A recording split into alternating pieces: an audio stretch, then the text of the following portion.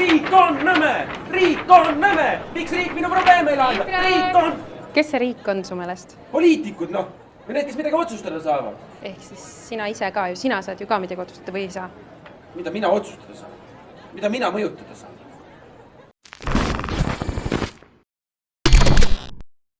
Eesti on demokraatlik riik ja igaühel meist on palju võimalusi oma häält kasutada, et ühiskonnaelus osaleda ja et enda kui ka teiste elu paremaks muuta.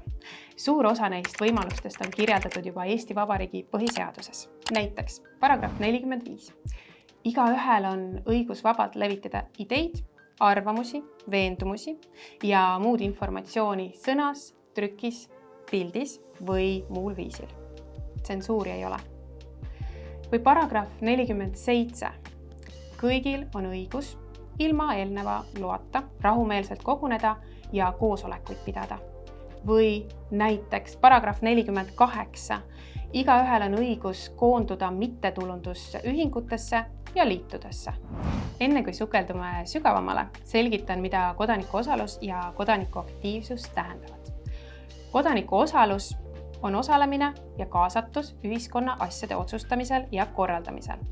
Kodanikuaktiivsuseks on tegevused, mida inimesed ühiskonnas millegi muutmiseks või korraldamiseks ise ette võtavad. Vaatame konkreetseid näiteid. Kodanikuosaluse üks alustalasid on valimistel osalemine. Eestis saab 16-aastane noor kohaliku omavalitsuse volikogu valimistel enda hääle anda juba alates 2017. aastast.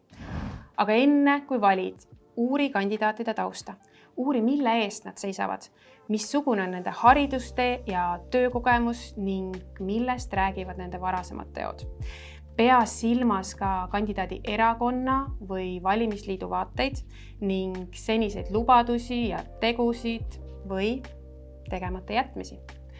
Mõtle läbi, millised on sinu väärtused, missugusest Eestist sina unistad ja missuguseid inimesi tahad enda eest otsuseid tegemas näha. Säilita valimislubaduste suhtes alati kriitiline meel ja analüüsi rahulikult. Mis on päriselt tehtav, mis tuleb mille arvelt ja mis on tühipaljas populism. Ja muidugi, mis on sisukas idee, mis on eriti oluline. Ära jää oma analüüsi ja mõtetega üksi.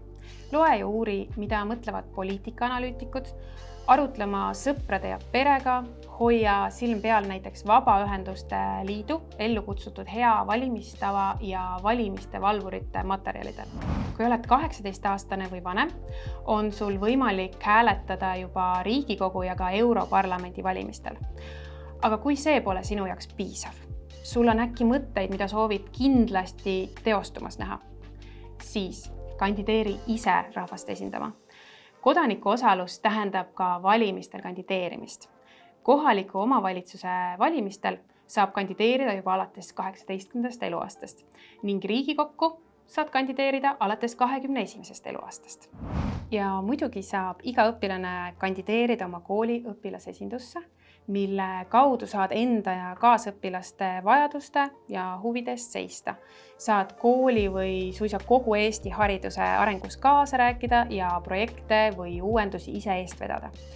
Ilmselt oled pannud tähele, et Eesti Õpilasesinduste Liidu juhatuse liikmed on tihti ka haridusministriga ühise laua taga või oluliste otsuste juures partnerina kaasatud. Aga valimised on nii harva. Kui ma ise ei kandideeri, siis kas ma peangi kõik valimiste vahepealsed aastad lihtsalt ootama ja lootma, et poliitikud end kokku võtavad? Ära muretse. Ka valimiste vahel saad ise väga palju ära teha. Äkki näiteks Riigikogu esimehele helistada ja oma mure või teed ära rääkida? Aga mida teha, kui sul ei ole tema numbrit? Üks võimalus kodanikuna sõna sekka öelda on petitsioonide ehk kollektiivsete palvekirjade kaudu. Võid teiste koostatud petitsioonidele alla kirjutada või ise uusi algatada.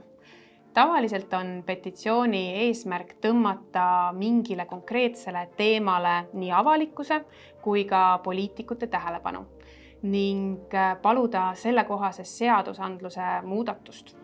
Näiteks rahvaalgatus.ee platvormi kaudu saad koostada ja Riigikogule esitada pöördumise, millele on kogutud vähemalt 1000 allkirja. Mõtted kirja, natuke sotsiaalmeedias levitamist ja juba peabki Riigikogu juhatus arutama, mida sinu ettepanekuga peale hakata. Nii lihtne ongi.